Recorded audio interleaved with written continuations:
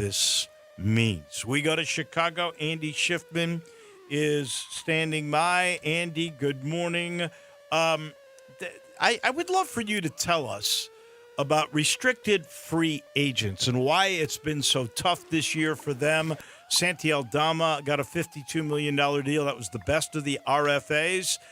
He's only one of three that signed. There's a bunch out there that have not. Why is it so tough this year with restricted free agency? Good morning. Morning, Dave. Well, restricted free agency is exactly that, right? There's two avenues once your contract is up in the NBA that you can go down. One, you're a completely unrestricted free agent, which means you have the ability to go out there and sign with any NBA team, including the one you just played for. And there's obviously parameters on how much these teams can offer, but your home team, the team that you just played for, has no ability to match an offer that you go out and get in the marketplace. Restricted free agency, first off, it matters what, who is a restricted free agent, right? So players in the NBA who've played in the NBA for 3 years or less, or those players coming off of their first 4 years of their rookie contract as a first-round pick. So in this case, you mentioned Santi Aldama. He just finished his rookie scale contract, his fourth year. And so he was a restricted free agent. So after those 4 years, that means, to take this as an example with Santi, the Grizzlies then have his rights to go out and match any offer that another team makes to Santi. And they have, it's basically called the right of first refusal. And they have 2 days to do that. So real world example, right? If Santi goes out after his deal is up and he's a restricted free agent, first off, to make a player a restricted free agent, one of those players in that bucket, right? Coming off your rookie scale contract, 3 years or less in the NBA. Your home team has to give you what's called a qualifying offer just to make you restricted. Doesn't have to be signed, but a qualifying offer is a 1 year contract offer. And based on the rules of the collective bargaining agreement, the value of that, there's a formula that you get to arrive at the number where you know what the qualifying offer is valued at. It's not just an arbitrary number. So the Grizzlies would put that on the table for Santi.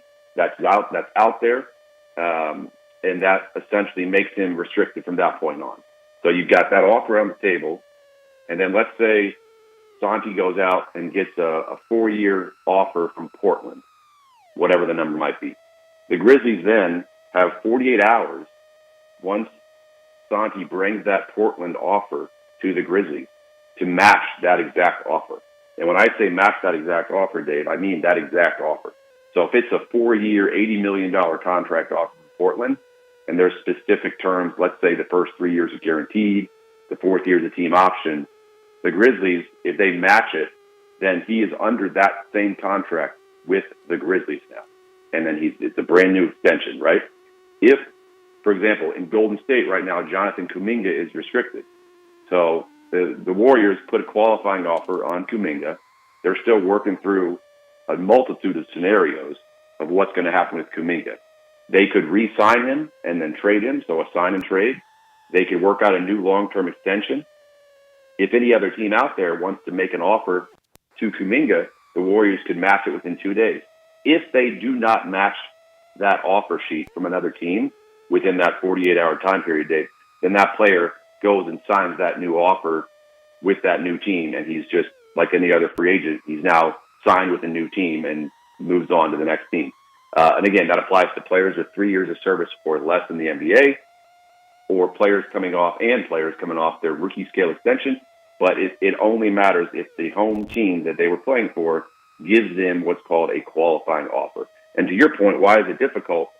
So it's always tricky, and it only gets trickier because if you're a team that wants to make an offer to a restricted free agent, so in the case I just brought up, if Portland wants to make an offer to Santi, knowing that the Grizzlies have 48 hours to match, not so much this time of year, but it's very rare to go out and get that. It does happen early in free agency because if you're Portland and you make an offer to a player for 4 years, $80 million, that offer sits on your salary cap. So you really can't go out there and do any new deals using that amount of money because you've already earmarked that amount of money. So let's just call it $20 million for this upcoming season to a hopeful Santi Aldama to join your team.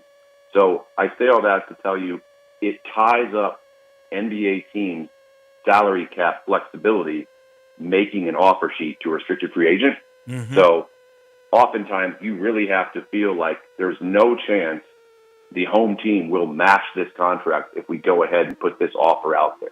Because then you're just basically putting an offer out there. You have to sit tight for 2 days, which in free agency in early July, 2 days is equivalent to 2 weeks. And you can't do anything. And if you don't get the player, you may have missed out on some other opportunities in the market.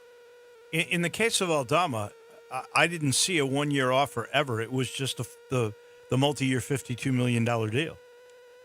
Now, again, they could still do that, right? So the media may have said he's a restricted free agent just based on the rules. But what we don't know.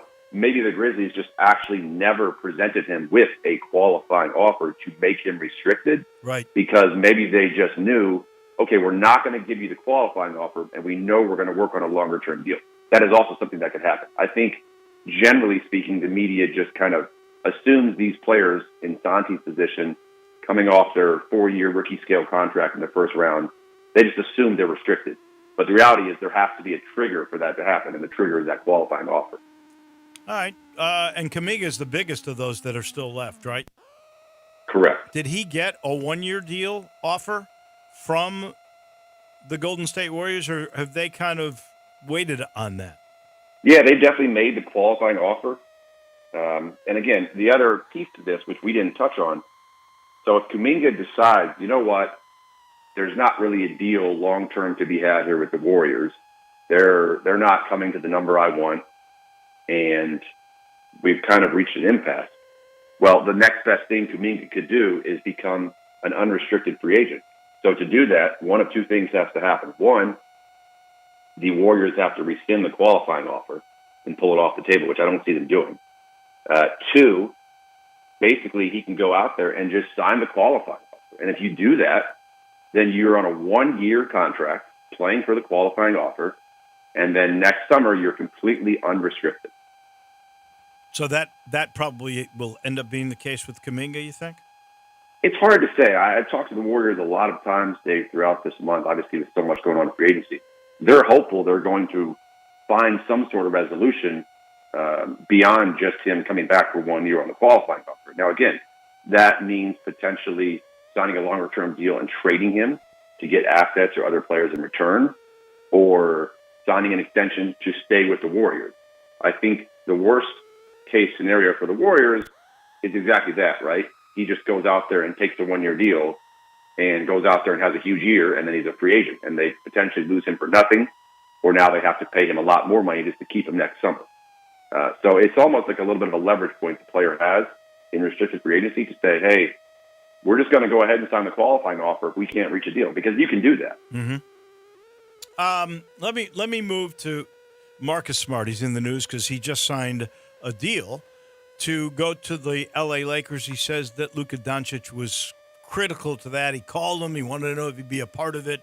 And it seems to me, if Smart is actually healthy, that he can play a role and be helpful to the L.A. Lakers. I kind of bring that up because ESPN did this on every team, the worst move current management has made.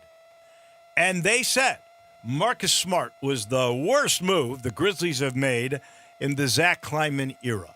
So let's start with that. Do you believe that is Zach's worst move? And do you think that Smart will be helpful, a critical part of next year's L.A. Lakers team? Well, I'm not one to sit here and criticize another GM's moves, obviously it being near and dear to my heart in Memphis. But I do think, look, I mean, is it his worst move? I mean, you could potentially make an argument for that because of everything that has played out, what you gave up, obviously, for Marcus Smart, and it really didn't work out. It didn't really last. Obviously, he was riddled with injuries, so he really didn't give the Grizzlies a lot. And bottom line is also he's past his prime, right, which I'll get to in a second. I think also, like, because of tax reasons, it kind of stinks that they had to part with Jake Arabia, who I think is a very good young up-and-coming NBA player. I think that you see what A.J. Green is doing with Milwaukee, and he's still on a really team-friendly deal, but he solidified himself as a great piece off the bench to come in and knock down shots, which every team needs. A shooter with size, a high-level shooter with size for the Bucks, and like that's what LaRavia can be. And again, that necessarily wasn't the Grizzlies and Kleiman giving up on LaRavia as a player. That was more of a financial move to create flexibility and room to do all the things they did over the summer. And Zach will say the same thing. And I think that in all of these moves, right, you have to go back and judge the positivity and the negativity of these transactions a year or 2 years down the road. Again, like broad scheme of things, comparing all of Zach's moves as the president of the Grizzlies, maybe this wasn't the best one, but I also think you can point to, first off, drafting Desmond Bane, finding that diamond in the rough in the first round and what he has turned into for the Grizzlies, and then what you were able to get for him this summer in that trade for Orlando. Forget about Marcus Smart. That's a great play by Zach to get those draft assets, right? Is that the best play, or is taking Ja too, which is a no-brainer? Is that the best play? Yeah, look, my sister could have done that. No offense, Melissa.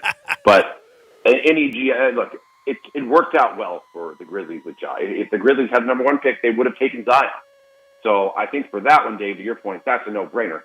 But I think the savviness of taking Bane, and even Santi for that matter, turned into a great player at the end of the first round. Right. But then getting what you got for Bane, when you knew as a Grizzlies fan something was going to have to happen between the big three, Triple J, Ja, and Desmond, and to get what you got for Des was phenomenal. And look, is Marcus Smart going to be a critical piece for the Lakers? I don't think so. I think he'll be a good veteran player for the Lakers. They continue to be an older team. Will he be a critical, huge role? No. I mean, it's going to be LeBron and Luka's team. You still have Dalton Connect there. You got Austin Reeves. I think he'll be a nice piece of them. But I don't necessarily see him coming in to be a game changer. Didn't they make a move and get a center too? They got some big guy, didn't they? They did. They got who did they sign? There was so much movement. They ended up getting DeAndre. They got Ayton. I know that much, which I think will be a nice piece. They got DeAndre Ayton, right? Yeah, he was out of Portland, so I think that could be a really good move. People sleep on Ayton; they think that he's just this big bust from where he was drafted. Obviously, I think he could be a very good piece for the Lakers at the value they got him for. Real quick, we've got just 2 minutes left. Who do you think? What team? Through drafting, or through free agents, or through trades and signings, who remade themselves the best this past offseason? It's a good question. I really like what Detroit has done, not just because we have Karis LeVert and they added Karis, but I think that, look, they drafted pretty well. They got the kid from Tennessee, Chaz Lanier. Obviously, Malik Beasley is going to be out of the league probably forever with his gambling probe and FBI investigation. But adding Karis LeVert, who is a great player, I think that now you've grown and you've had a lot to build on if you're the Pistons, and you're adding Jaden Ivey, hopefully a healthy Jaden Ivey into the mix, and you forget how good they were even without him. But now adding Karis and some depth in the perimeter, I think they did a really good job kind of keeping that group together. I do like what Atlanta has done. I like Atlanta some of the pieces they've added, and yes. If Porzingis is healthy, he could be very good for them. I think that, I think a lot of this we'll have to kind of wait and see what happens. I'm just trying to think of some of the other big transactions that we've seen OKC here. did outstanding, signing all their big pieces, doing, I think, a good job in the draft. Yeah. I mean, I think they got a chance to repeat. I really do. I really do too, Dave. And look, this is the obvious one, right? I don't know why I didn't think of it. Houston, they've done a great job. And Durant, it's always TBD with Durant because he's such a unique guy. But you got a all-world talent, even if it's just a short-term rental, right? You've got Durant added into this group that has continued to grow and prove that they can be a contender. And they were second in the West this past year. If everyone's healthy in Houston and if things go well, and I think Ime Udoka could be a good coach for Durant, I think they could really, truly compete with OKC. And then you look at the end of the day, the end of the season, who are some of these top teams that we'll see competing for the championship, I would say right now it's probably one of Cleveland, Houston, or OKC. I think people in Milwaukee are overly excited about the Miles Turner thing, and the Bucks organization probably feels that way as well. That's a good move. He's better than Brook Lopez, but is he that much better than Brook Lopez? I don't think so. I don't think so either. I like Brooks Lopez. Andy Schiffman, we thank you much. We're going to be off next Friday, so we'll pick this up in a couple of weeks. Thank you so much. I appreciate it as always. Sounds good, Dave. Thanks again. That's our NBA agent, Andy Schiffman. As I sit in the Family Leisure Studios, a reminder, we want to clear the warehouse because all the in-stock patio furniture's got to go. And I'm talking 60% off to bring in the new fall stuff. 4-piece deep seating set, under $1,000. Chaise lounges, you never buy just one. You got to buy 2, 3, 4. The second one half off. If you get a patio table, you get a free umbrella. That's quite a deal. Right there. All Pollywood furniture, 20 to 30% off, and there's special financing available as we clear the warehouse at I-40 and Whidden Road at Family Leisure. We're heading south. We're going to talk with Munzie south of the border, right around the corner, right here on Wolo and Friends. Broadcasting from the Family Leisure Studio, we are Sports 56 and 98.5 FM. Hey everybody, summertime fun and the best road trips begin right here at All-Star Chevrolet in Olive Branch. Zero interest on all new Silverado 1500s, and nobody has more new Silverados than All-Star Chevy. Or go big in on a new Silverado HD. Interest as low as 4.9 and no payments for 90 days. Your good credit deserves it, so take advantage of it. And Equinoxes are flying off the lot as All-Star celebrates our nation's birth. All these new Equinoxes here on the lot in Olive Branch are selling just 100 over invoice. Come pick out your Equinox, see the invoice, add only 100 for a great deal in July. And check out all these certified pre-owned vehicles. Unbelievable deals from our friends in Olive Branch at All-Star Chevrolet. Tahoes, Silverados, Traverse, Equinoxes. You got to test drive this Corvette Stingray. It's awesome. If you have any vehicle you want to sell, bring it here to All-Star Chevrolet in Olive Branch and get the most money for it now. So let's go. Together, let's drive to Olive Branch and All-Star Chevrolet, or go to allstarautogroup.com. It's time to get loud, y'all. The FedEx St. Jude Championship kicks off August 6th through 10th. Don't miss your chance to watch the competition unfold as the PGA Tour's top 70 players take on TPC Southwind. Experience unmatched energy, fun fan activities at every corner, delicious Memphis bites, and much more. Get your front row seat to all the drama. Tickets are on sale now at FedExChampionship.com. Kids 15 and under get in free with a ticketed adult. Is your wife asking you to stop eating junk food? Well, we have you covered at Humdinger's. It's quick and it's healthy, and most important, it tastes amazing. With many choices from salmon salad to rainbow trout and grilled asparagus. Come visit us for lunch at Humdinger's, 6300 Poplar Avenue. So good, Coach Penny eats with us weekly. Don't forget, Humdinger's offers full-service catering for weddings, social events, or your corporate lunches. You can call 901-260-8292 to find out more. It's time for all fun-loving drivers to unite and take a test drive in your new Volkswagen from Gossett Volkswagen on the Pike. Unleash the coolest drive of your life in 2025 Jetta Sport or 2025 Taos S. Take your pick, $349 a month. 2025 Atlas SE, $399 a month. Or take a ride on the wild side in 2024 Atlas Peak Edition or 2024 GTI SE or 2024 Atlas Cross Sport SELR line, $5,000 off MSRP. Plus 2.9 for 60 months on 2025 Atlas is available. So get to Gossett Volkswagen, 1875 Covington Pike, online, GossettVWMemphis.com, where we're charging forward and charging less every day. If you want it, we got it at Gossett Volkswagen. All 36 monthly, 7,500 miles per year, 25 cents excess mileage. Jetta SMO 77145, MSRP 25916. Taos SMO 77145, MSRP 27011. Atlas SC 523770, MSRP 40741. PCRC 586,577, MSRP 53889. GTI RW 21791, MSRP 39523. R-Line RC 226135. Include all rebates and incentives. Must finance through Volkswagen Credit. Excludes tax file and license with approved credit dealer stock only. See dealer for complete details. Offer valid through 8225.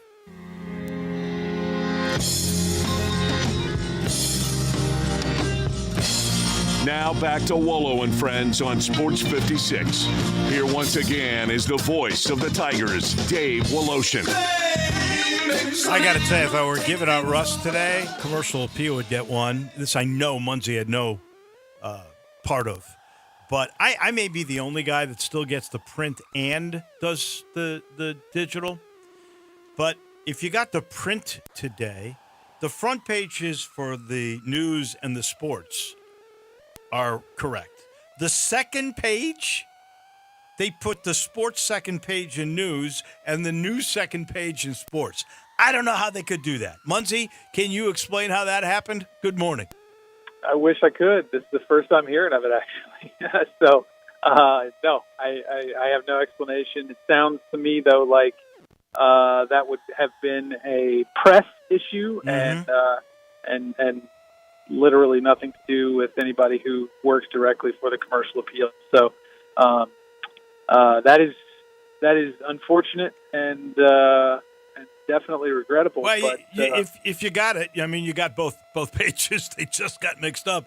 It's kind of crazy, kind of unexpected, a little like the Big 12 deal. Here comes the university with this unreal deal that they are so creative and put together.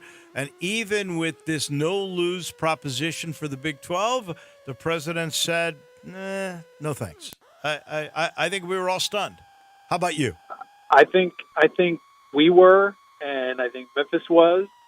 I think those who worked alongside Memphis to put together this proposal were also caught very much off guard. And I based on conversations that I've had subsequent to the story breaking earlier this week, on Monday afternoon, I think it was, the impression that I have been given is that, again, Memphis and those who worked with and alongside Memphis, the administration, it was their understanding that this was going to work, that the proposal that they put together, the pitch that they put together was going to, like, not necessarily immediately. It was not something that they thought necessarily would get done immediately. However, they felt like they had done enough due diligence on the front end before formalizing this proposal that they believed that it would get them in to the Big 12. And so, yes, it took a lot of people by surprise. What do you think happened? Why do you think the Big 12 said no? So I think there are two theories that kind of, depending on how you look at things, both make sense in some ways and don't make sense in other ways. You've got, on the one hand, the notion that the Big 12 did not necessarily say no to Memphis. They just said no to expansion. And that certainly could have some merit, especially when you consider what I'm about to say on the other hand. I'm not sure, and I've said this numerous times this week, the only explanation that makes sense to me for why the Big 12 would pass on a deal like this, on a like, as sweetheart of a deal as you could possibly get based on what we know about it. The only thing that makes sense to me is that the Big 12 is waiting for 2030 to see what type of fallout, if any, there is around potential prospective movement on the ACC's part. Like, if, for example, if the ACC, once we get to 2030, the ACC's exit fees get to the point where they are manageable for ACC teams if they want to leave the ACC. They can do it. It will become feasible for them to do it. And like I said, if the Big 12 didn't take this Memphis pitch seriously at all, it's potentially because they are waiting to see what happens on that front. Like, if Louisville and Florida State and Clemson and North Carolina and whoever else, if they're trying to leave the ACC in 2030, maybe the Big 12 can convince them to join their conference. Yeah, or that makes if sense. if they cannot convince those teams to join their conference, then they will act accordingly from there. That's why if I were the ACC, I would look at this. I would say, hey, look, we're going to lose some probably. Yeah. Because in 30, the TV deals are up, and so is the punitive hundreds of millions to get. It's down to 75 mil. And, Carolina could be a good fit in the Big Ten. Everybody says Florida State and Clemson are good fits in the SEC. Why wouldn't you get that 18th team now? Because you got 17 minus Notre Dame that does play other sports, but not football. Why wouldn't you lock that in if you could get the same deal? And think about this. The other part of this deal that is intriguing to me is the $200 million in sponsorships for the 5 years or whatever it is. That could be into perpetuity if you milk it. I mean, nobody says that has to have an end. Right. And you'd have the first crack at it. Why wouldn't you jump at that? I have no idea if any discussion is going on behind the scenes, but if I were the ACC, I'd look at that knowing that come 30, there's going to be more changes. And I would venture to guess that maybe that's part of the reason why the news of this proposal was leaked to the media, was leaked to the national media. Is maybe there was some of that, like maybe Memphis found out that that the deal was not going to get done with the Big 12, and by putting it out there the way it got out there, like maybe they're trying to, like, indirectly, without going directly to the ACC, sort of indirectly, letting them know what could be possible if they were interested. Well, that's an interesting take because I've never heard that side of it. I've always kind of felt the Big 12 got the deal and they put it out there that it was the Big 12 that leaked it. But that is interesting. That's an interesting perspective for sure. Before I run out of time, there was other big news. And that news pertained to a Tiger that could be the second, third best player on the team, maybe the best, who knows. Sincere Parker and his legal woes was arrested, got out on bail, went to court for a domestic abuse case. What is your sense of what will happen with that? And we should keep in mind, he's able to practice with the team because you are presumed innocent until you are found guilty. Yes. Everything, as far as his standing is concerned, based on what I know about the situation, as far as his standing goes with Memphis and Memphis basketball, he is still a member of the team. He is still with the team, practicing all that work, working out, using the facilities.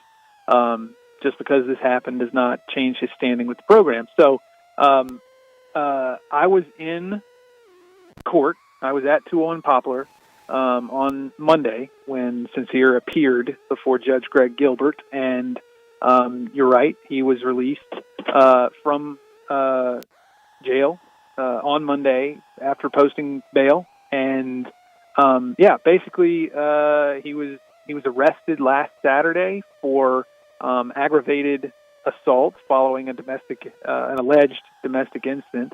He also there's a misdemeanor charge for vandalism of less than $1,000. It's also part of this. But anyway, he pleaded not guilty on Monday. We spoke. Reporters spoke with his attorney, Arthur Horn, after the hearing, and basically he said that they're going to fight this, and they believe that they will, that the evidence will show, will disprove the claims that are being made by Sincere Parker's now ex-girlfriend. And there is a time discrepancy here, right? Like, the incident took place, and then it was like 2 weeks later that the charges were brought. The alleged incident took place May 27th, and the first it was reported to police, I believe, June 12th, and then a warrant was not issued for Sincere Parker's arrest until July 15th or something. I forget the exact date, but it was like mid-July. that'll warrant. So yes, there are some gaps here, some pretty wide gaps in the timeline that are a little bit curious. And we asked Arthur Horn about that, and he was pretty transparent. Like, he paints this as a situation where allegations were made as a reaction to essentially not getting something that they want, the accuser. That's the way Sincere Parker's attorney paints the picture for what happened. There is a hearing scheduled for next Tuesday. I believe that's July 29th. And at that hearing, Arthur Horn says he is going to present the evidence that supports Sincere's defense. And so that should be interesting. If it gets that far, if there's not a settlement before all of that. Yeah. Jason, we'll be off next week, but we'll do this again in 2 weeks, maybe face-to-face at the hub at TPC Southwind. I look forward to that. Me too. I do, as always. Jason Munson, the Commercial Appeal. Have a great weekend, my friend. All right, you too. Thanks. All right, thank you. Thank you all. I hope you all enjoy your weekend. This final portion with Muncie brought to you by Miramichi. I'll be out there on Sunday. Plenty of water. I love going to Miramichi. I love the clubhouse. I love the service. I love the people. Cheryl does an amazing job out there. It is in such good shape. The greens, true. They've kept the greens a little longer. They're not as quick. I wonder if they're cutting them down now. We do know this. If you go out there, you'll be tested. You can go back 7,000 yards, or you can play it like I do at about 6,000. I find that to be competitive and fun. It's always beautiful. The back nine is through hills, and there's a stream. There's a waterfall. It's just beautiful. Front nine, same way. Not as dramatic, but the same way. And you'll find the best practice facilities there are in any kind of Daily Theater public golf course. I mean, spectacular, just like the scenery. So go check it out. It's not far. It's not in Millington. It's 25 minutes from my driveway in East Memphis in Woodstock. Best day to play might be Thursday because that's the cheapest rates. They're open Monday now. They're the True Golf Experience. They are Miramichi. You want a true radio experience? Johnny Radio comes your way right around the corner. Elijah and I will see you on Monday. Stay cool this weekend.